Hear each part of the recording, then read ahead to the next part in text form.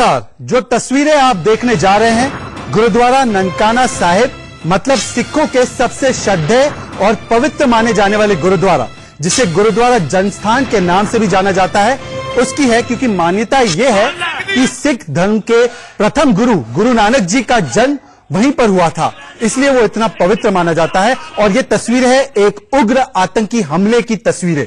ये तस्वीरें है पाकिस्तान की असलियत को बेनकाब और पर्दाफाश करने की तस्वीरें। ये तस्वीरें बयान कर रही है उस हकीकत को जिससे कोई भी अनजान नहीं है। ये सबूत है पाकिस्तान में अल्पसंख्यक समुदाय के साथ हो रहे लगातार नरसंहार का। 40,000 सिख हुआ करते थे पाकिस्तान में 2002 में। आज इमरान के नए पाकिस्तान में सिर्फ 8,000 सिख बाकी है। ये 1984 से भी ज्यादा खतरनाक मंजर है सिख समुदाय के लिए। और भारत में नागरिकता कानून के जो विरोधी हैं उनको एक गुहार सुनाई नहीं दे रही। सवाल सिर्फ इतना है कि मुश्किल में है हिंदू और सिखों की जान, पर पाकिस्तान पर कब खुलेगी सीए विरोधियों की जुबान, जो लगातार सीए की मुखालफत कर रहे हैं वोट बैंक पॉलिटिक्स के चलते भारत में। यह वीडियो सबूत है कि सीए क्यों जरूरी है।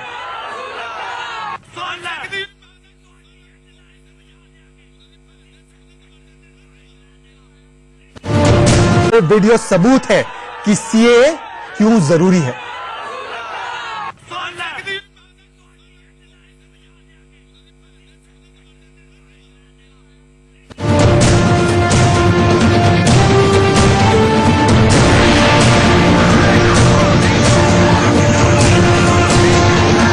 क्यों पाकिस्तानी अल्पसंख्यकों को भारत के सहारे की जरूरत है, उसका ये ताजा तरीन सबूत है।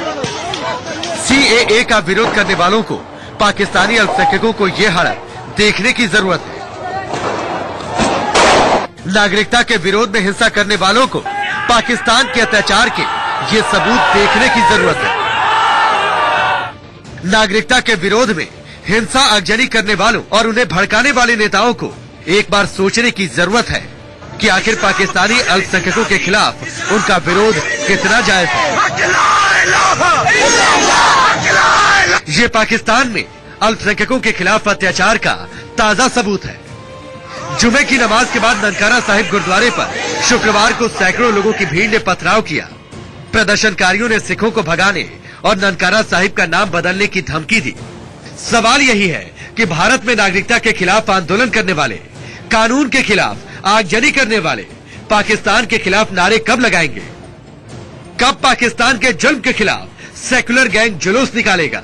अगर आपको नारे लगाने ही है तो पाकिस्तान में जिस तरह अल्पसंख्यकों पर अत्याचार हो रहा है उसके खिलाफ नारे लगाइए।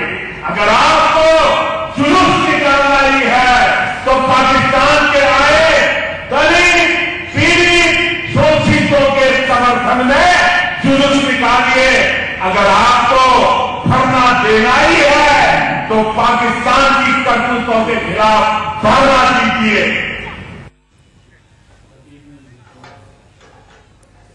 तो आज का पहला मुद्दा और सवाल यही है कि मुश्किल में जब है हिंदू सिखों की जान, तो क्यों नहीं खुल रही है सीए विरोधियों की जबान। और आज इसी बात पर मैं चर्चा करना चाहता हूं देश के सबसे लोकतांत्रिक और बोल्ड बहस के शो में। और मेरे साथ कई सारे मेहमान हैं।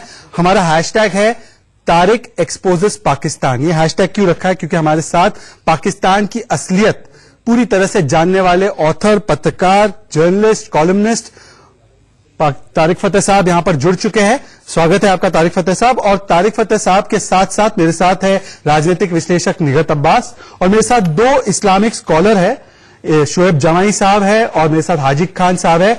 आज चर्चा किन सवालों पर होगी मैं पहले ही बता देता हूं। आज सवाल सिर्फ इतना है कि फतेह वर्सेस फतवा ब्रिगेड। फतवा ब्रिगेड का मतलब यह है, मैं आपको बता दूं, आप लोग उत्तेजित ना हो। फतवा ब्रिगेड यह है कि जो लोग सीए के कानून को लेकर मोदी सरकार पर, सुप्रीम कोर्ट पर, संसद पर सवाल उठा सकते हैं, पर पाकिस्तान का ये जो वीडियो सामने आया है, हकीकत सामने आई है, आपको जानकर हैरानी होगी। मैंने चेक किया है शो में आने से पहले, प्रियंका वाड्रा, असदुद्दीन ओवैसी, तारिक साहब, प्रियंका वाड्रा, असदुद्दीन ओवैसी, राहुल गांधी, ममता बनर्जी, जिन्होंने संसद से लेकर मोदी पर कई सारे सवाल उठाए हैं, उन्होंने पाकिस्तान को खुले तौर से अभी तक एक भी ट्वीट कंडेमनेशन का नहीं किया है। और सवाल यही है तारिक साहब कि इमरान खान माइनॉरिटीज की बात करते हैं, उन्होंने कल वीडियो भी डाले थे, उनको डिलीट करने पड़े क्योंकि वो फेक प्रोपेगेंडा था, झूठा प्रोपेगेंडा था जी। अब इमरान खान भी खामोश है और सीए विरोधी पाकिस्तान पर खामोश है। मैं हर एक पैनलिस्ट को शुरुआत में एक एक मिनट का मौका दूंगा कि वो अपनी अपनी बात रखे, उस बीच में कोई और पैनलिस्ट टोकेगा नहीं, रोकेगा नहीं।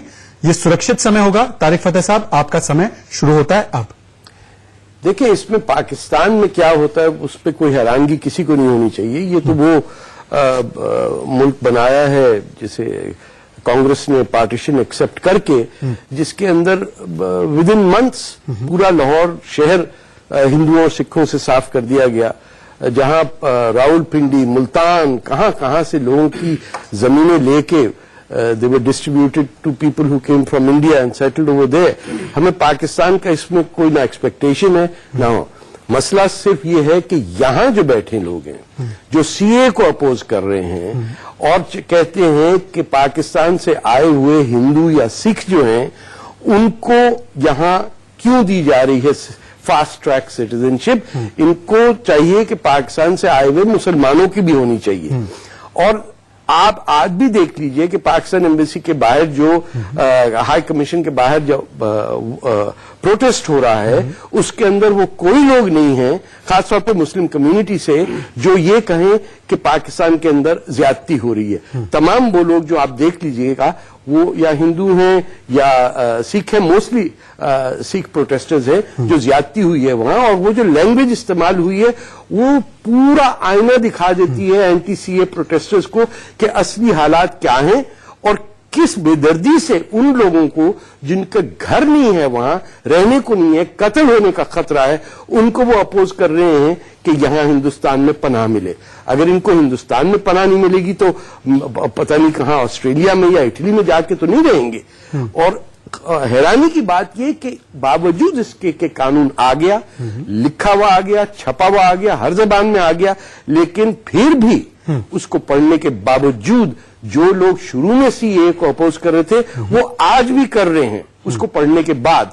तो इसमें बदनीयती का इजहार होता है, नीयतें खराब है, नीयतें खराब है। शोएब जमाई साहब, मैं आपको भी 1 मिनट का समय दूंगा, पर सवाल पर ही जवाब देंगे, इधर उधर नहीं भटकेंगे। मेरा सवाल क्या है, आज जो आपने वीडियो देखा, आपने रिपोर्ट भी देखी, मैं आपको फिर से सुना सकता हूं। वहां पे एक व्यक्ति कह रहा है कि जो गुरु नानक जी की ये जो गुरुद्वारा जन्म स्थान जिसको माना जाता है, इसको हम गुलाम मुस्तफा में तब्दील कर देंगे, बदला लेंगे, चीर देंगे, ला इलाहा इल्लल्लाह, ऐसे नारे लग रहे हैं। आप लोगों की तरफ से पाकिस्तान के खिलाफ फतवा क्यों नहीं आता? और राजनीतिक जो समर्थक है इस सीए कानून के विरोध में जो उतरे हुए हैं, उनकी तरफ से भी इस पूरी घटनाक्रम पर राजनीतिक फतवा पाकिस्तान के खिलाफ क्यों नहीं आता? सजाद जी, शायद आपको मालूम नहीं होगा, अभी मैं जहां से आ रहा हूं और जहां से आपके ड्राइवर ने मुझे पिकअप किया है, वो पाकिस्तान एम्बेसी है। और मैं वहीं से प्रदर्शन कर करके, विरोध कर करके वहीं से आ रहा हूं सीधे आपके स्टूडियो में। तो ये बात आपको क्लियर हो जाए। और हमने खुले शब्दों में वहां चेतावनी दी है कि पाकिस्तानी हुक्मरान अपनी कान खोलकर सुन ले, हिंदुस्तान का 22 करोड़ मुसलमान तुम्हें चेतावनी दे रहा कि इन तालिबानी मोरोन्स जिन्होंने गुरुद्वारा पे जो हमला किया है ननकाना साहिब पे, आप जब तक उनको सबक नहीं सिखाएंगे, हम तुम्हारा जो है इसी तरीके से विरोध पूरे हिंदुस्तान भर में करते रहेंगे। दूसरी बात, कल चूंकि शाहीन बाग और जामिया के प्रोटेस्ट में हम लोग वहां पशु पेश हैं और ऑर्गेनाइजिंग में भी हैं, तो कल हमारे सिख कम्युनिटी के थल खालसा का एक पूरा ग्रुप वहां आया था और उसी वक्त ये खबर ब्रेकआउट हुई थी। वो सिख कम्युनिटी हमारे समर्थन की बात कर रहे थे और जो हमारा प्रदर्शन है उसके लिए उन्होंने बात की, और हमने वहां ऑन रिकॉर्ड पूरी मीडिया के सामने कहा कि हिंदुस्तान का सिख आपके साथ खड़ा है और हमने वहीं पर कंडेम किया है पूरी तरीके से। ठीक है शोएब, आपका 1 मिनट समाप्त हो गया। हमने अपनी जिम्मेदारी निभाई, आपने अपनी जिम्मेदारी निभाई, पर मुझे लगा निगत अब्बास, इनकी जिम्मेदारी क्या होती? जिस पाकिस्तान में 23% हिंदू होते थे, आज 3-4% है।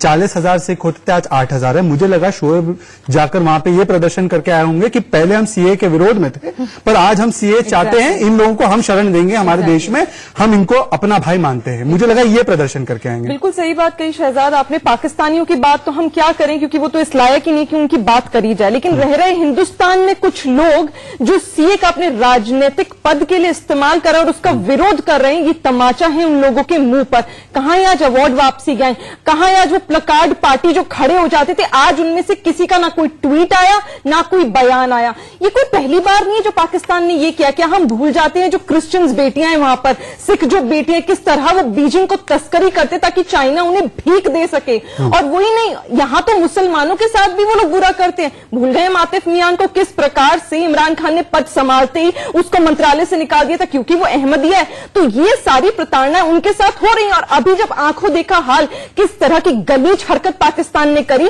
पाकिस्तान के मुसलमान, माफ कीजिएगा मुसलमान तो मुझे कहना ही नहीं चाहिए क्योंकि मुसलमान शब्द की बदनामी हो जाती है उससे, किस तरह उन आतंकियों ने वहां पे गुरुद्वारे में घुसकर लोगों के साथ बदसलूकी करी, वहां पर उन्हें बोला कि निकालेंगे बाहर, आप लोग डरो भागो।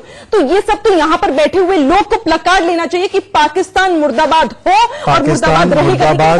पाकिस्तान मुर्दाबाद बैठे हुए प्रचारक वहां के पाकिस्तान मुर्दाबाद हो के प्लाकार्ड होने चाहिए थे। हाजी खान, मुझे जो समझ में आ रहा है, देखिए सीए पर पूरी डिबेट हो चुकी है, कई सारी डिबेट हुई है, इसमें कोई भी ऐसा प्रावधान नहीं है जो भारतीय मुसलमानों को अफेक्ट करता है। मुझे जो कुल मिला के समझ में आ रहा है, आपकी आपत्ति सिर्फ इतनी है कि वहां पे जो हमला जिसने किया है, मोहम्मद हसन, जो कह रहा था जगजीत कौर को उसने किडनैप किया, उसका धर्मांतरण किया और फिर जाके वहां पे पथराव कर रहे हैं, आतंकी हमला कर रहे हैं। अगर मोहम्मद हसन, हाफिज सईद और इमरान खान को नागरिकता का प्रावधान मिल जाए सीए में तो आप संतुष्ट होंगे, उसको सेक्युलर मानेंगे। ये मुझे समझ में आ रहा है, आपकी आपत्ति ये है। देखिए, मेरे तो आपके दिमाग के अंदर क्या प्लान चल रहा है उसकी मुझे नहीं मालूम। मैं मोहम्मद हसन जैसे दुनिया के जो भी बदतरीन शख्स हैं, मोहम्मद हसन जैसे जो इंसानियत का कत्ल करते हैं, जो मानवता के खिलाफ चलते हैं, वो पाकिस्तान हो, हिंदुस्तान हो, बल्कि दुनिया के जहां भी बदतरीन लोग हैं उनकी मैं मुखालफत करता हूं, कंडेम करता हूं और निंदा करता हूं। और मैं ये कहूंगा सीए जो की बात जिसकी आप कर रहे हो, जिन लोगों को आईना आप दिखाना चाह रहे हो, आईना उन्हें दिखाओ जिन्होंने देश के माहौल को, अच्छे खासे माहौल को खराब कर दिया। जो उत्तर प्रदेश से लेके आसाम तक 30 लोगों की जान कल चली गई, एक भी आदमी तबसरा नहीं करा गया कि किन की वजह से गई और किन लोगों ने उनकी जान ली। उनकी निशानदेही होना चाहिए, उनको पकड़ा जाना चाहिए। आप सीए में बात यह है कि भारतीय संविधान मुसलमान हिंदू का कोई मामला नहीं है, ये मीडिया बनाती है, आप जैसे लोग बनाते हैं हिंदू मुसलमान का। ये है संविधान बचाने की बात कि भारतीय संविधान जब बनना आता उसमें 300 दानिशवर हिंदुस्तान के मौजूद थे जिन्होंने संविधान बनाया था, जो दुनिया भर की यूनिवर्सिटियों से पढ़ के आए थे और इस संविधान का विरोध भी कर रहे हैं। 250 हिंदुस्तान की यूनिवर्सिटियां, अमेरिका की 19 यूनिवर्सिटियां, वो सब पढ़े लिखे लोग हैं, जानकार लोग हैं। मानवता एक रहे, आप मानवता।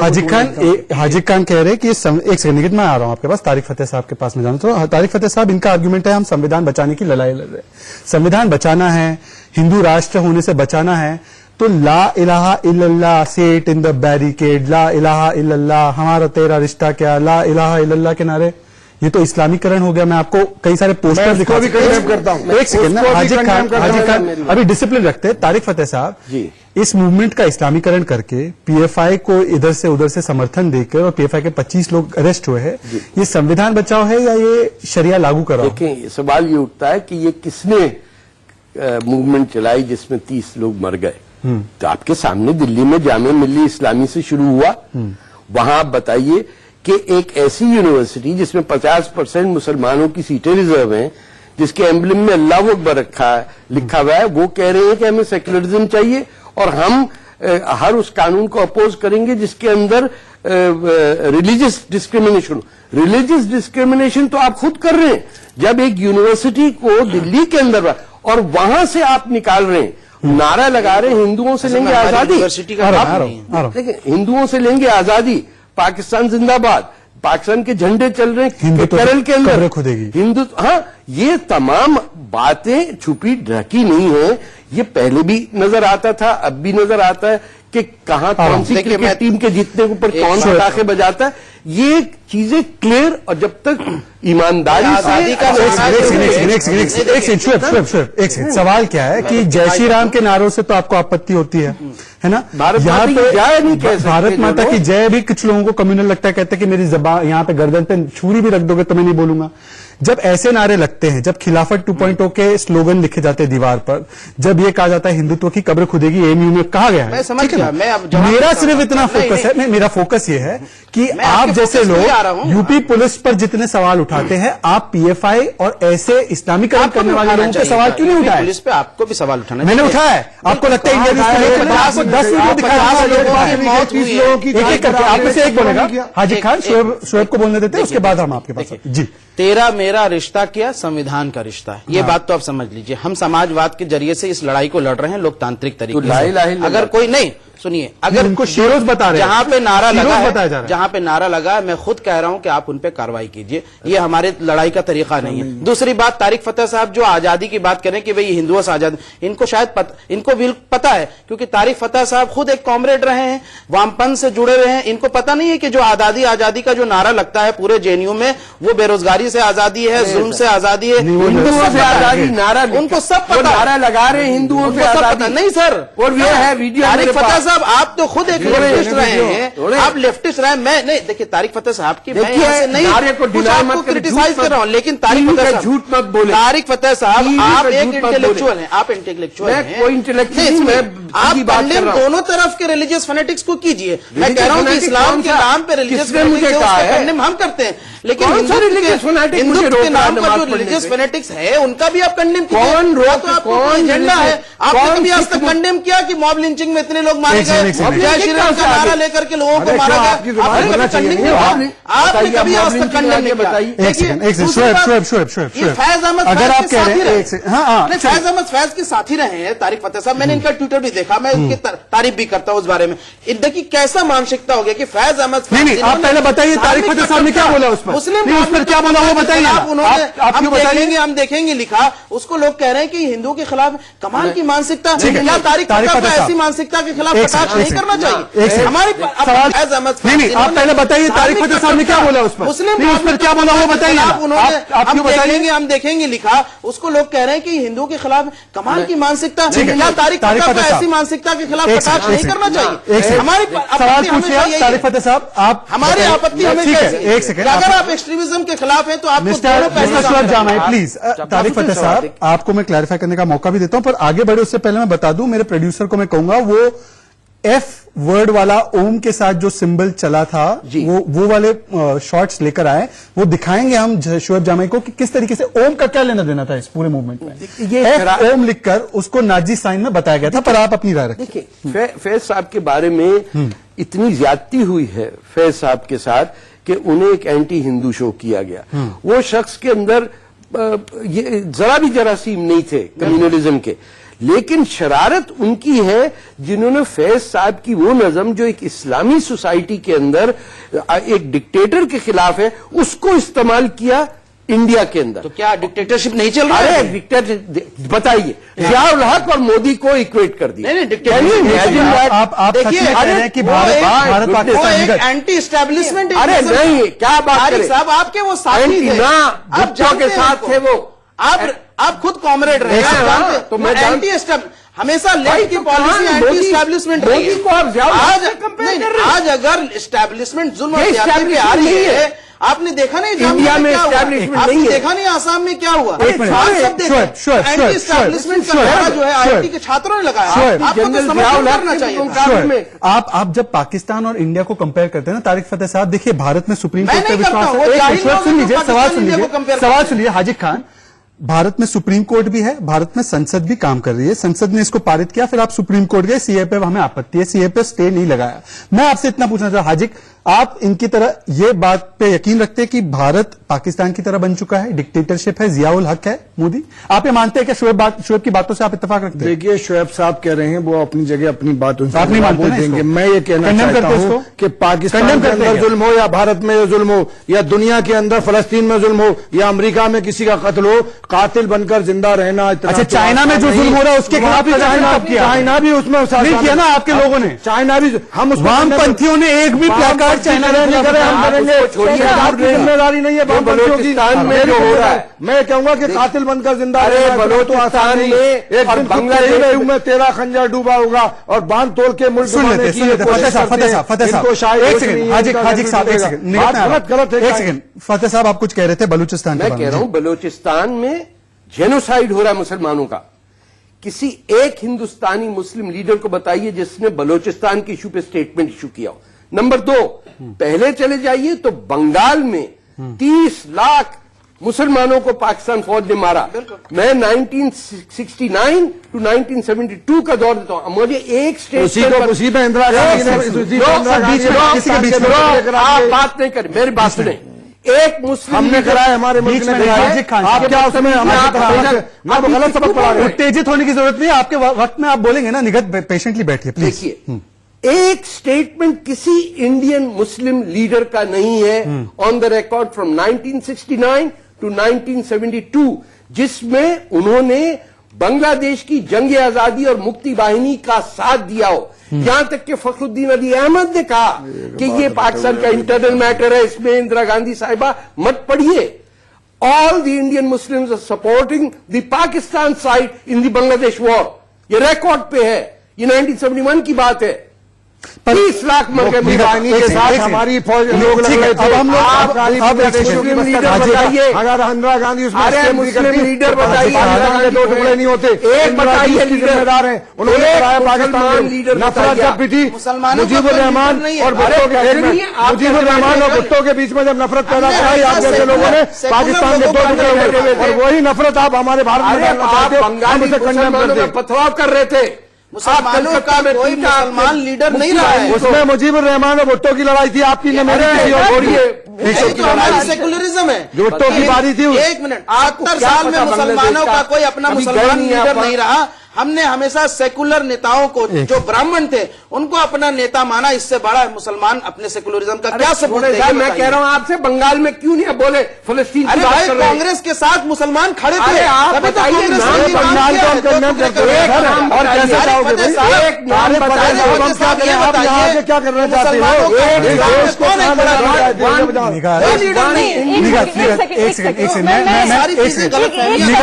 कहाँ ले निगत आप सवाल पूछ सकती हैं शोएब जमाई से और हाजिक खान से, पर मेरा इसमें एक छोटा सा सवाल ये भी है कि आज की चर्चा सीए पर हो रही है। मुझे सिर्फ इतना जानना है कि अगर ये सीए सच में हिंदू राष्ट्र की ओर कदम है, तो ये मनमोहन सिंह जब इसकी वकालत कर रहे थे, जब यही कानून कांग्रेस पार्टी ने 2004 से 6 में लाने का काम किया, जब अशोक गहलोत लिख रहे थे, तब शोएब जमाई और हाजिक खान को क्यों नहीं लगा? तो ये सेल्फ एक्सपोज हो गए ना। अभी आधे सेकंड पहले इन्होंने कहा कि हम कोई मुसलमानों की लीडर नहीं है, हम सेक्युलर हैं। अगले पल इन्होंने ये कहा हिंदुस्तान में तो मुसलमानों का लीडर है ही नहीं। अरे भैया, जब तुम सेक्युलर हो तो मुसलमानों का लीडर आपको चाहिए ही क्यों? पहली बात, हाजी साहब ने एक बात कही कि इतने अच्छी बात है। एक मिनट शोएब जी, 1 मिनट आपके बीच में नहीं बोली। हाजी साहब ने एक और बात कही कि इतने मासूमों की जान गई। बिल्कुल सही, इतने मासूमों की जान गई, पर किसने मरवाया? क्या हम नहीं जानते? 5 दिन बाद जो मुखालफत सीए की शुरू हुई वो इसीलिए क्योंकि आप लोग पैसे दे रहे थे। राजनीतिक पार्टियां, कांग्रेस पार्टी, केजरीवाल जी पैसे बांट रहे थे। आप झूठ बोलकर देश को गुमराह कर रही हैं। 100% झूठ बोल रही हैं।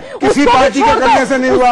बात ये है कि 1 मिनट हाजी साहब, हिम्मत रखिए मेरी बात सुनने की। अब आ जाते हैं। क्या हुआ? डर गए मेरी बात से? झूठ बात है ना। केजरीवाल का क्या बच्चा है ना? शहजाद, सबसे बड़ी बात, हम क्या भूल गए कि सिमी के महासचिव पीएफआई में अभी हैं और वहां के बड़े नेता हैं। करिए मुखालफत, कहिए ना। जब बैन करने को पीएफआई को कहा जाता है तो जो सिमी के महासचिव है उनके समर्थन। हाजी खान, इसका जवाब दीजिए, इसका जवाब दीजिए। हाजी खान, एक सेकंड, निगत अच्छा सवाल है। हाजी खान और शोएब जमाई, पीएफआई पर बैन की मांग कीजिए। हमने लगातार पीएफआई कैसे सुनियोजित तरीके से पुलिस पर हमला कर रहा था, वो किस तरीके से दंगे करवा रहा था धरने के नाम पे, दिखाया है। आप उनके ऊपर राष्ट्रीय बैन मांगिए। मैं 1 मिनट देश के लोगों से ये कहना चाहूंगा बैन नहीं मांगे कि 10 बजे से लेके 5 बजे तक जब हाथ में तिरंगा झंडा लेके लोग प्रोटेस्ट कर रहे थे, कोई पत्थरबाजी नहीं हुई। कोई अचानक 5 से 7 के बीच में कौन लोग है उन्हें चिन्हित किया जाए। पीएफआई को क्लीन चिट, पीएफआई को पीएफआई उसमें निकले तो पीएफआई को पकड़ा जाए। पुलिस उसमें निकले तो पुलिस को उसके जिम्मेदारी लेना चाहिए। ये जिम्मेदारी हुक्मरानों पर ना कि टीवी पे बैठने वालों की। गलत बयानी कर झूठ को गुमराह करके, झूठ बोलकर पिछले 6 साल से देश चलाया जा रहा है, वो गलत बात है। आप 30 लोगों की जान आ गई। इनसे पूछो किस लोगों ने, किसने गोली मार दी उन्हें? हाजी खान निगल तारिक साहब, एक सेकंड, देखिए अफसोस की बात, हाजी खान निगल शोर जमाई, एक छोटा सा ब्रेक, हाजी खान मुझे एक छोटा सा ब्रेक लेना है, ब्रेक है, मजबूरी है, हम लोगों को कमर्शियल ब्रेक लेना पड़ता है और आप लोगों के हिसाब से मंदी का समय, तो हमें ब्रेक लेने दीजिए। तो मैं ये कह रहा हूं कि एक छोटा सा ब्रेक लेते हैं। सवाल दो तरफ से है। देखिए पीएफआई पर सबसे पहले केरल की सरकार ने आरोप लगाया था कि सिमी का फ्रंट है, पर ना पीएफआई पर जुबान खुल रही है ना पाकिस्तान पर जुबान खुल रही है। पूछेंगे हाजी खान और शोएब जमाई से कि क्यों, और तारिक फतेह उनका एक्सपोजर ऑफ पाकिस्तान जारी रखेंगे। एक छोटे से ब्रेक के बाद तुरंत लौट के आइए, गर्मा गर्म बहस जारी है।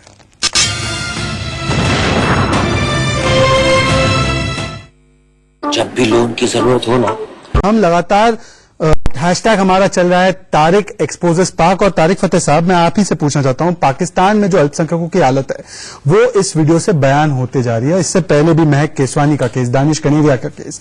मुझे एक बात समझ में नहीं आ रही, जो यहां पर सीए विरोधी गैंग है, अफवाह गैंग है जो अफवाह फैला रहा है, क्या इनको वहां के उन लोगों से कोई हमदर्दी नहीं है? क्या आप वहां के अल्पसंख्यकों से नफरत करते हैं इसलिए विरोध कर रहे हैं? नहीं, क्या है? मुझे ऐसे लगता है कि हिंदुस्तान में चाहे हिंदू हो या मुसलमान हो, सिख हो, उनको पाकिस्तान के बारे में बहुत कम इल्म है। पाकिस्तान के अंदर जो रिलीजियस माइनॉरिटी से ज्यादा जिनके ऊपर अजाब है वो रेशियल माइनॉरिटीज पे है। ये समझना, आप इस तरह समझिए कि महाराष्ट्र के लोग तमिलनाडु के तमिल से नफरत करने लग जाएं और दोनों हिंदू हों। पाकिस्तान में देखिए कि आप दरियाए सिंध के उस तरफ जो पश्तून एरिया है जो अटक के उधर आता है, वहां हजारों के हिसाब से पाकिस्तान फौज ने पठानों को मार दिया है। और जब वो कहते हैं कि हमने टेररिज्म के खिलाफ 50,000 जाने दिए, वो उन्होंने खुद अपने लोगों को मारा है। बलूचिस्तान में क्योंकि उनकी जबान बिल्कुल मुख्तलिफ है, उसका कोई ताल्लुक ही नहीं है किसी हिंदुस्तानी जबान से, वो पर्शियनाइज्ड लैंग्वेज है। वहां के लोगों को ऐसे धुतकार के लोग देखते हैं कि आप अंदाजा नहीं कर सकते। उनके हिंदुओं से ज्यादा बलोच लड़कियों को उठा के किडनैप किया जा रहा है, उनके बच्चों को उठा के उन्होंने शूट करके मार के हेलीकॉप्टर से फेंक देते हैं।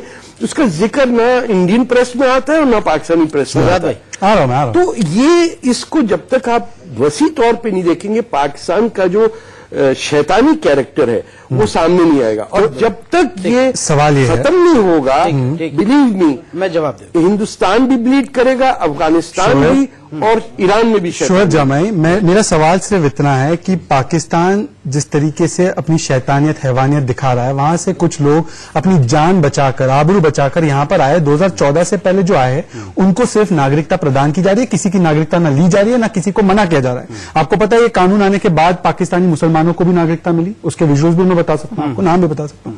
आपको आपत्ति क्या है? क्या वो लोग, आज मान लीजिए ये जो लोग हैं, उनको आप वापस पाकिस्तान भेजना चाहते हैं ताकि उनका प्रोसिक्यूशन हो? यह आपका मानवाधिकार का कमिटमेंट? मैं आपको बता दूं। जी देखिए, पाकिस्तान से आए हुए जो प्रताड़ित जो हिंदू शरणार्थी या दूसरे धर्म के सिख हैं या क्रिश्चियन हैं, उसका तो कोई इतराज ही नहीं कर रहा है। वो फिर एतराज क्या है? नहीं आएंगे तो हाफिज सईद को नागरिकता मिली? नहीं, बिल्कुल नहीं। हमने ये कहा कि परसिक्यूटेड माइनॉरिटीज में जब आप धर्म का पूरा वो यहाँ पे डेफिनेशन करते हैं, अच्छा, और वहां पे एक रिलीजियस डिस्क्रिमिनेशन होती है। किसने किया? देखिए, किसने किया? सुनिए, वो बिल में हुआ। बिल में हुआ? कोई माइनॉरिटीज में जब आप धर्म का पूरा वो यहाँ पे डेफिनेशन करते हैं, अच्छा, और वहां पे एक रिलीजियस डिस्क्रिमिनेशन होती है। किसने किया? देखिए, किसने किया? सुनिए, वो बिल में हुआ। बिल में हुआ? कोई भी अच्छा, बिल, एक सेकंड, मैं आपको मौका दे रहा हूं, ये एक सेकंड, किसी भी बिल में कांग्रेस ने, एक सेकंड, देखिए, संविधान का एक खुला उल्लंघन आप इस तरीके से एक नया ट्रेंड आप जारी कर रहे हैं, ठीक है ना ही हमने कहा कि आप भी पाकिस्तान से आए हुए मुसलमानों को आप लीजिए। अरे 35,000 नहीं, सुन लीजिए, मनमोहन सिंह की वो बाइट हम जरा आप तो निकाल सकते हैं, देंगे एटलीस्ट। मैं आप ही को मौका दे रहा हूँ। शोएब जमाई, आपकी एक बात का ही मैं जवाब दे रहा हूँ, आपसे सवाल पूछ रहा हूँ। 35,000 लोगों का अगर मामला ठीक है, मेरी बात सुनिए ना।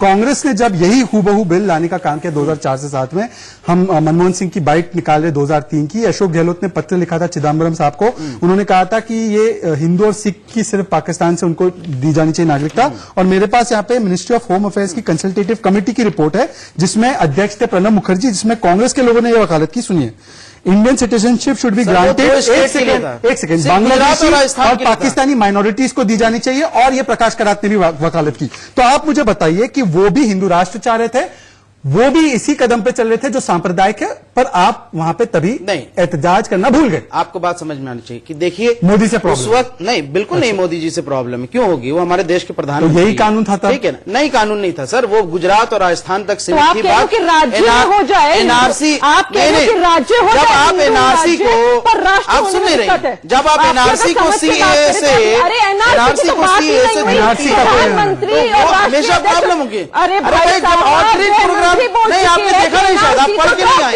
आउटरीच प्रोग्राम में एनआरसी की बात हुई है। भाई साहब, अभी एनआरसी में ये दिखाना पड़ेगा, एनआरसी को आधार से दिखाना पड़ेगा।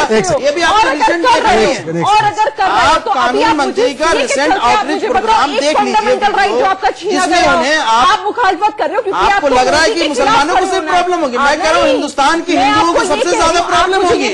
मुझे ये बताइए, मुझे ये बताइए, वहाँ पर भी मुसलमान प्रोसिक्यूटेड है भाई, हिंदुस्तान के गरीब हिंदुओं को सबसे ज्यादा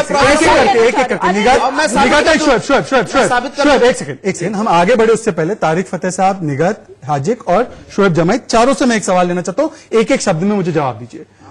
हम सीए पे डिबेट कर रहे हैं, उसका बिल मेरे सामने, मेरे पास उसकी प्रतियां कॉपी भी है, मैं लेकर आ सकता हूं। हाजिक खान साहब, ऑल इंडिया एनआरसी का ड्राफ्ट आपके पास है?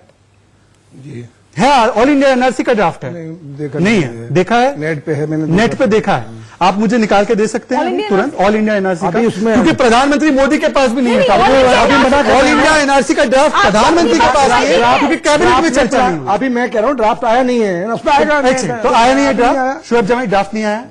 पर हम एनआरसी से घबराएंगे, जो चीज से घबराएंगे जो है ही नहीं, हम उस चीज से घबराएंगे जो है ही नहीं। आसाम में जो ड्राफ्ट है वो हमारे सामने मौजूद है। आसाम से बिल्कुल भी अलग नहीं होगा। एक पॉइंट बोलूंगी, उससे बिल्कुल भी अलग नहीं होगा। शोएब जमाई, आपकी बात सुन ली। सबका ऑडियो, एक सेकंड, एक पॉइंट बस, आपको पता है कि एनआरसी सब जुडिस है, 10 जनवरी को सुनवाई, आपको ये तक नहीं पता आपने असम में एनआरसी की बात कहां से कर दी? तारिक फतेह, एक सेकंड, लार्जर क्वेश्चन, अब एक लार्जर क्वेश्चन, एक लार्जर क्वेश्चन है हाजिक साहब, एक लार्जर क्वेश्चन है तारिक फतेह साहब। देखिए, ये क्वेश्चन नहीं है एनआरसी, ये एनआरसी नहीं है, आसाम का वो सुप्रीम कोर्ट की निगरानी में हो, ये आप भी जानते हैं। बिल्कुल। लार्जर क्वेश्चन ये है कि देखो बहकाया और भ्रम कैसे फैलाया जा रहा है। कुछ लोग दुकानदारी मुस्लिम वोट बैंक की ऐसे कर रहे हैं कि अब इन दोनों को लग रहा है एनआरसी का ड्राफ्ट है, असम वाला एनआरसी लागू होने वाला है।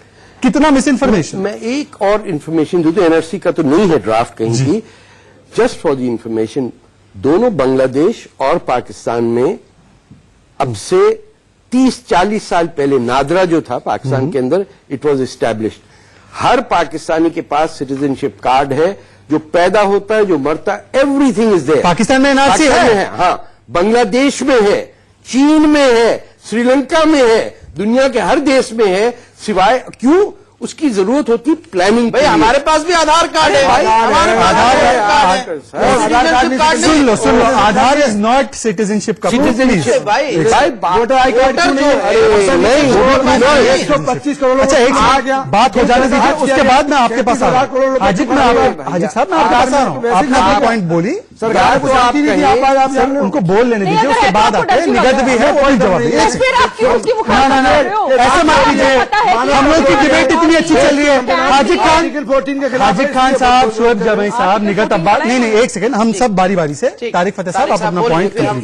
सिर्फ एक पर्पस होता है, वो इकोनॉमिक प्लानिंग की होती है। ठीक है। ये इतना कॉम्प्लिकेटेड और बड़ा मुल्क है, आप सोचिए कि 400 जबानें हैं, 29 स्टेट्स, यूनियन टेरिटरीज, दुश्मन भी हर तरफ, कुछ जेलस और कुछ ऑफेंसिव में 24 घंटे लगे हुए।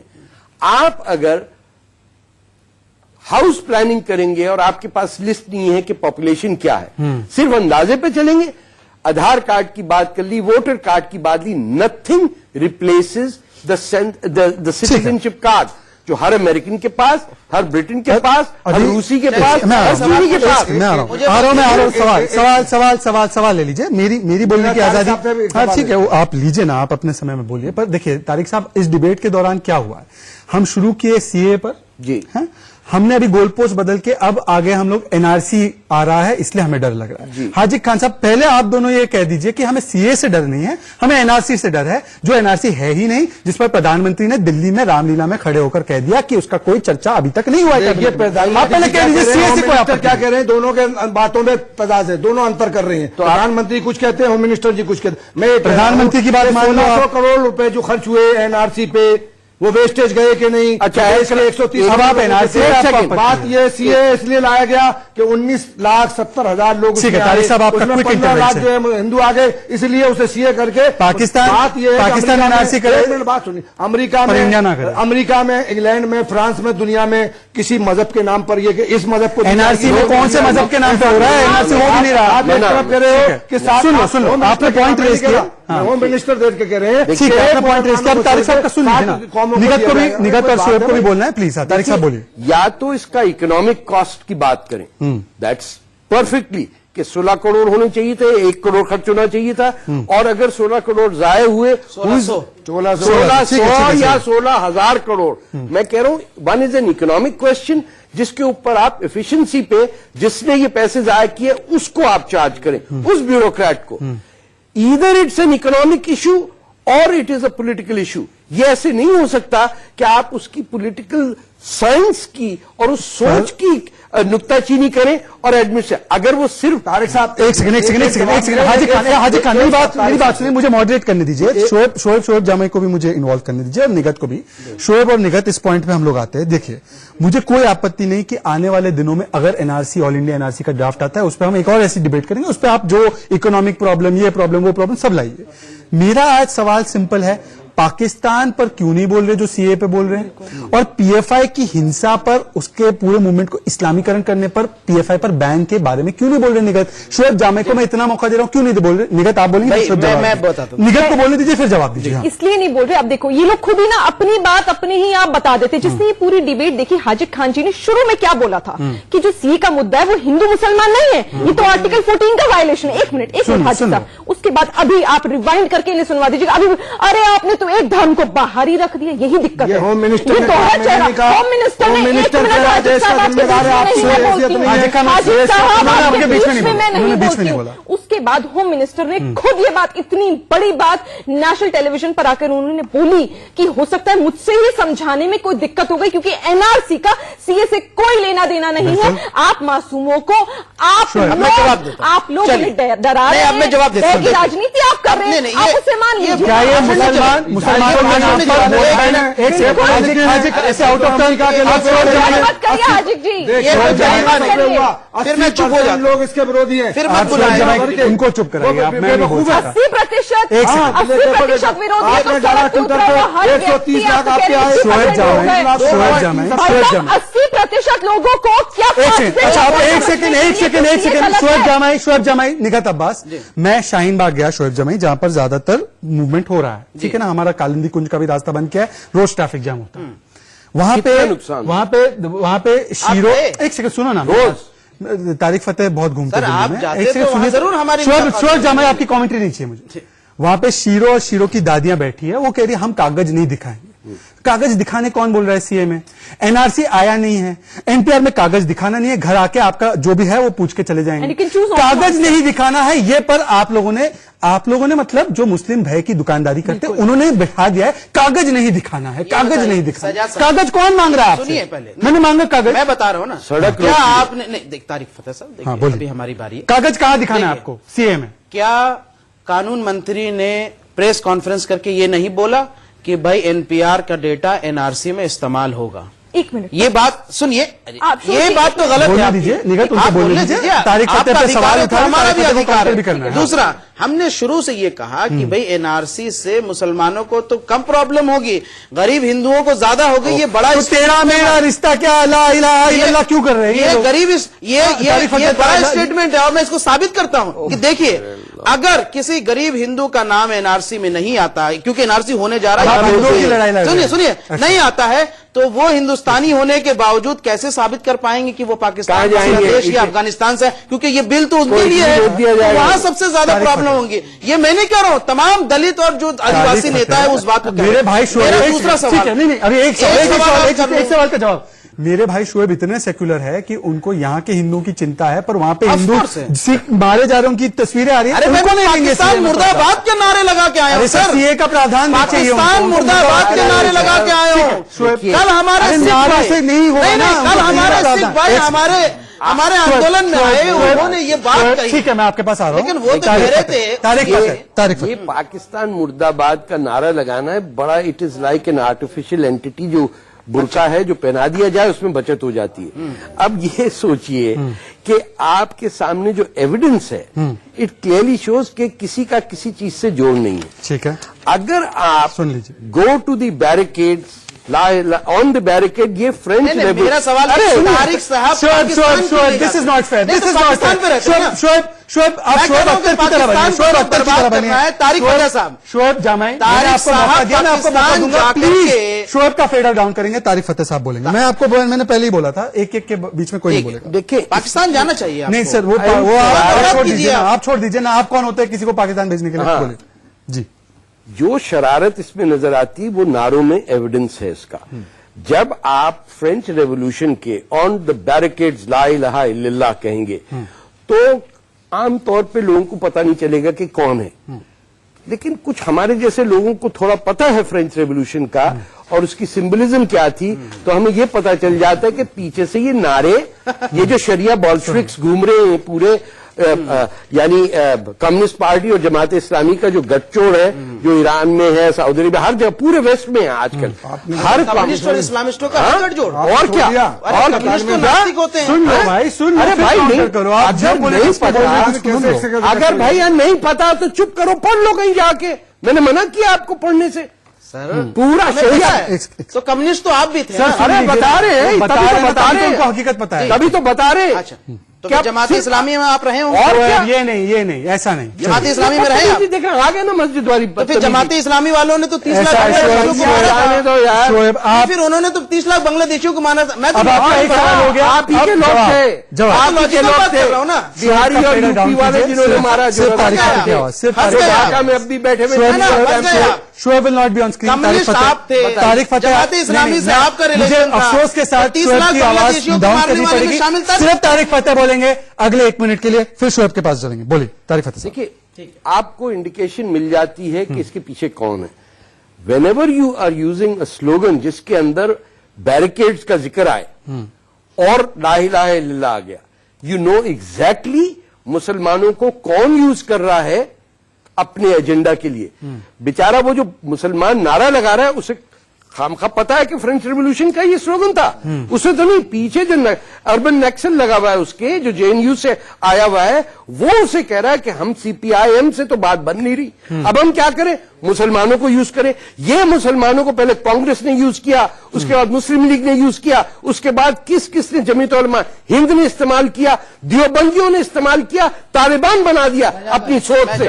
दियोबंदियों ने तालिबान बनाई और आज वो बैठ के बात काउंटर ले लीजिए सिर्फ। नहीं, एक काउंटर ले मैं काउंटर ले रहा हूं। 20 सेकंड का काउंटर ले मैं लीजिए। काउंटर ले रहा हूं। पार्लियामेंट एक सेकंड, एक सेकंड। पार्लियामेंट शोएब के अंदाज में एक कहां से आ काउंटर गया? ले शोएब, लीजिए। ठीक है, मेरा मुझे सवाल और बताइए, फिर काउंटर, तारिक सवाल और साहब- काउंटर, तारिक सवाल साहब और तो ये जानते हैं। काउंटर, सवाल और काउंटर ये है, गुलाम नबी आजाद को ये पूछा गया आज के घटनाक्रम के बारे में, ननकाना साहब के, उन्होंने बोला ये नॉन इश्यू है। Non issue.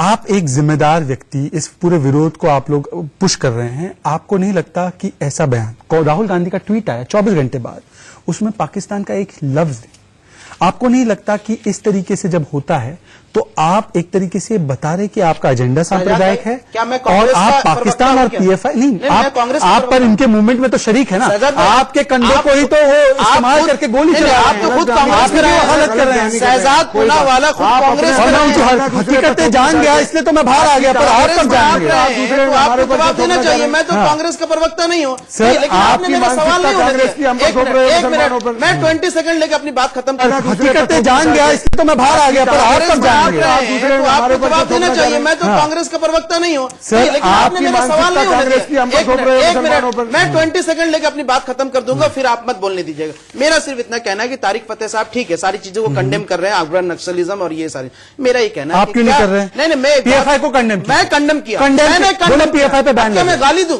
नहीं, PFI पे बैन है, कौन गाली मांग रहा है? PFI पे बैन, ये दे देंगे गाली। नहीं ये गाली तो क्या PFI पर बैन, आप मेरा सवाल नहीं होने दे रहे। PFI पर बैन, मेरा सवाल होने दे। PFI पर बैन की मांग तो करो। आप बोल दो ये ना। हेकल मत कीजिए ना, ये नहीं हेकल आप बोल दो। मैं ये कह रहा हूँ कि हम तारीफ आप बोलिए, साहब से- सिमी के महासचिव हैं मैं वहाँ पर। तारीफ उनके बोलिए, तारीफ सचिव फतेह साहब वहाँ पर से हैं। मेरा सवाल आप बोलिए, है। उस पर बैन आप लगे। मुझे जैसे खबर नहीं सिमी दे रही। था, आप मेरा बोलिए, सवाल राजनीतिक हत्या कराते हैं, उनका विरोध एक करते सेकंड, हैं। एक सेकंड, एक सेकंड, मेरा एक सवाल सेकंड, तारीफ फतेह साहब से जो फंडिंग मिलती मेरा है, सवाल उनको तारीफ करते हैं, फतेह- उस एक पर मिनट बैन रुक लगना जाइए। चाहिए। एक सेकंड, एक सेकंड, सब साइलेंस, साइलेंस, साइलेंस। ध्वनि प्रदूषण मत कीजिए। मेरा सवाल ध्वनि प्रदूषण कोई नहीं कर रहा। तारिक फतेह आप भी साहब ध्वनि तारिक आप क्यों नहीं बात तारिक करते फतेह हो? साहब मुझे ये बताइए कि क्या तारिक और फतेह सवाल। दोनों अरबी वर्ड हैं? नहीं। दोनों कुरान में लिखे हैं? नहीं। और तारिक फतेह नहीं। जो है मैंने तारिक कह दिया बिन नहीं। जबर, मैंने कह दिया नहीं। आप काउंटर दीजिएगा। अरे कह दिया तारिक नहीं। बिन जबर, अरे क्योंकि कह रहा हूं स्पेन नहीं। को फतह किया ये था। जवाब देने के बाद इस्लामी- भी बोलते रहेंगे आप। इस्लामी मूवमेंट था। अरे इस्लामी भाई, नहीं मूवमेंट है। था। छोड़ दीजिए। और तारिक बिन जबर ने स्पेन अरे को भाई, फतह जाने किया। दे, नहीं आपका पता नेम तुझे। उससे डिराइव्ड होता है। अरे आप हिंदी- तारिक मेरे फतेह भैया- अरबी नाम रखते हैं और आप हमें कहते मेरे हैं कि भैया- ये लोग दूसरे अच्छा, अब हो गया आपका सवाल। आप व्यक्तिगत नहीं, एक सेकंड, एक सेकंड, एक सेकंड, आप जवाब दे दीजिए। निगत एक सेकंड।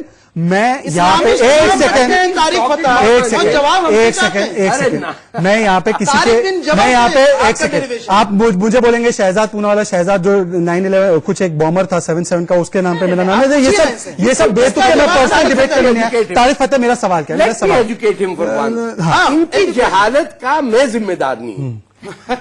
वर्ड तरक संस्कृति है। नहीं, अब व्यक्तिगत मुझे नहीं कहा। आपकी आपके जहालत संस्कृति का जानते थे? जिम्मेदारी नहीं अरे है। आपके वालिद मोहम्मद ना, नहीं जानते थे? मैं आपके वालिद मोहम्मद मैं ये पर्सनल डिबेट नहीं अलाउ करूंगा। मैं पर्सनल डिबेट नहीं अलाउ करूंगा। मुझे तारिक फतेह स्क्रीन पर चाहिए, मुझे और किसी की आवाज नहीं चाहिए। PCR मुझे किसी भी नहीं, मैं मेरा डिबेट, एक सेकंड, आपकी आवाज नहीं जा रही। तारिक फतेह साहब, मुझे आपके नाम में नहीं दिलचस्पी है, मुझे आपके तर्कों में दिलचस्पी है। मैं आपसे ये तर्क जानना चाहता हूं कि PFI तर्क भी और तारिक पाकिस्तान, एग्जैक्टली, पर तर्क से फर्क नहीं करेंगे, नाम पर हमला करके फर्क करेंगे। ये व्यक्तिगत हमला करेंगे। मैं उस पर नहीं जाना चाहता हूं। मैं चाहता हूं कि आप मुझे बताइए, PFI को मैंने बैन करने के लिए इनसे मांग की, नहीं कर पा रहे हैं। नहीं कर पाकिस्तान के खिलाफ बोलने की बात की, अभी तक नहीं कर पा रहे, पर वहां से आ रहे हिंदू अल्पसंख्यकों पर ये सवाल उठा रहे हैं। क्यों? कोई नहीं उठा रहे, गलत एक बयान सेकंड। कर रहे हैं। हम सुन अरे कांग्रेस वाले उठा रहे हैं। जी जी हिंदू देवी देवताओं की तस्वीरें जलाई गई है, बताइए। बिल्कुल, मंदिर तोड़ा गया है।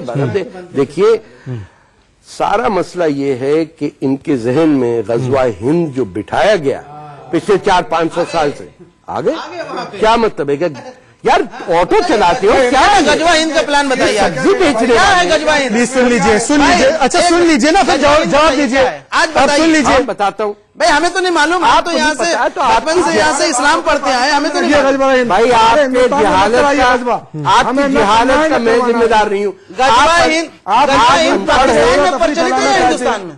आप अनपढ़ हैं, इसका मेरी नहीं, जिम्मेदारी नहीं, नहीं पढ़े है। हैं, सर, हमें आप- मालूम। भाई, आप मद्रसे पढ़े में लिखे नहीं हैं, पढ़े। लगते पढ़े हैं लिखे मुझे। जहालत की बात कर रहे हैं आप। इस मुल्क में हमें नहीं चाहिए फतवा। अरे भैया। हमें नहीं चाहिए जिहाद। हाँ, आपको हमें नहीं चाहिए मदरसा कोई चाहिए। चीज। आप अपने मुल्क में आप रखिए जिहाद। मदरसे में जाइए, वहाँ उसके सिलेबस में नहीं पढ़ाया जाता ये। सर, मदरसे मौलवी के लोगों ने मदरसों में हिंदुस्तान को कुछ और आजाद कराया था। अरे, वरना आप अभी अंग्रेजों के बाथरूम में ना टॉयलेट साफ कर रहे होते। बताइए। मैं आपको बता रहा हूँ, एक मदरसे सेकंड। के ही लोग थे। शोर जामाई साहब। लाशें जो अरे, है, तो आज- अलीगढ़ से लेकर एक सेकंड। कानपुर तक, अलीगढ़ से लेकर सहारनपुर तो आज एक- एक- आज एक- आज एक- उस अलीगढ़ में हिंदुत्व की कबर खुदेगी, सावरकर की कबर इन्होंने खुदेगी। अंग्रेजों के खिलाफ छोड़िए लड़ाई सर, लड़ी। आप आपको इतिहास जैसे का नहीं पता डबल होगा। स्टैंडर्ड, आपको आप सावरकर की कबर खोदना चाहते हो और आप ला इलाहा इल्लल्लाह का नारा लग रहा है, उसमें कुछ नहीं बोलना चाहते। तारिक फतेह, आखिरी को मैं आपको शायद नहीं पता है। तारिक फतेह साहब, तारिक फतेह साहब, इनको मैं पढ़ाता हूं, तारिक फतेह नहीं साहब, किया। नहीं, आप पढ़ाते रहिए बाद में, पर तारिक फतेह साहब जी। हाँ, गजवा हिंद वो फिलॉसफी है जो कि 8वीं 9वीं सदी के अंदर ये स्टैब्लिश हुई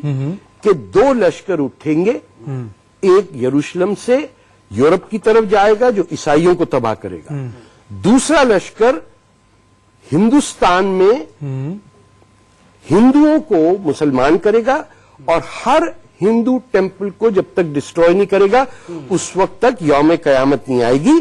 और मुसलमान जो चाहते हैं यौम कयामत की इंतजार कर रहे हैं कि यहां से ट्रांजिट उसमें आगे कौन लेके रहेंगे? पाकिस्तान आके जन्नत की उसमें तरफ। आगे आगे कौन रहेंगे सर? पाकिस्तानी अरे भैया, आप लोग रहेंगे और कौन रहेगा जो बैठे हैं? तारिक फतेह साहब, आपकी आवाज आ रही है और बताइए। किसी की आवाज? आप कंप्लीट कीजिए, आप कंप्लीट कीजिए, आप कंप्लीट कीजिए तारिक फतेह साहब। हाँ, तो वो ऐसा है, हाँ जी, आप कंप्लीट कीजिए। देखिए, वो गजवा हिंद हर हिंदुस्तानी बच्चे को हर मदरसे में पढ़ाया जाता है। अच्छा। वो और बात है कि ये देखिए वहां से आगे पढ़ा रहे हैं। हाँ बता रहे फादर प्रिंसिपल है, सर, हमें नहीं पढ़ाया गया, इन्हें पढ़ाया गया। आप बताएंगे किसी को कि आपको पढ़ाया गया ये? अरे छोड़ो भैया। अरे दुनिया कयामत जब आएगी, जब दुनिया में एक मुसलमान नहीं रहेगा, अच्छा हाँ, एक भी मुसलमान नहीं रहेगा, तब कयामत आएगी। वो कह रहे हैं कि हाथ पत्थर के आप पीछे, चाह रहे हो? पत्थरों के पीछे यहूदी छुपे हुए होंगे और एक दरख्त कहेगा कि ये इस वो सिर्फ दरख्त खामोश रहेगा। अरे भाई, मेरा पत्थर सिर्फ कहेंगे इतना मेरे पीछे सवाल यहूदी है मारो इसे। कि तारिक फतेह तो खुद कह रहे थे कि एनीवेज, दिल्ली चलिए और आज किसी के आज साथ आज ऐसा नहीं देखिए है। आज की इसलिए चर्चा का समय हिंदुस्तान के शोएब जमाई अब ये पर्सनल चर्चा में देखिए ऐसा है कि अब मेरे पास समय इतना ही था। आज समय इतना ही था फतवा ब्रिगेड वर्सेस तारिक फतेह के ऊपर। आज मेरे पास समय इतना ही था। सवाल ये नहीं है कि तारिक फतेह कहां से है, सवाल ये नहीं है, सवाल ये है कि तारिक फतेह पाकिस्तान से भी है, तब भी उन्हें पाकिस्तान को उसकी औकात दिखाने में कोई हिचकिचाहट महसूस नहीं हुई। और जो लोग भारत के हैं, जो भारत के हित की बात कर रहे हैं, उनके मन में पाकिस्तान के लिए, पीएफआई के लिए इतनी मोहब्बत है। जैसे मैं कहता हूं ना कि पीएफआई से ममता, पाकिस्तान से ममता, पर नागरिकता कानून नहीं है जमता। यही कुछ चल रहा है। और आज से सवाल इतना था कि आप क्या पाकिस्तान को दो टूक कंडेम करेंगे, इमरान खान को कंडेम करेंगे? आपने देखी आज की डिबेट, फतवा ब्रिगेड ने पाकिस्तान के खिलाफ फतवा जारी नहीं किया, पर तारिक फतेह हमारे साथ आगे भी जुड़ते रहेंगे। आपसे मिलेंगे हम सोमवार को 3:55 पर। देखते रहिए राइट अराउंड। जय हिंद, जय भारत।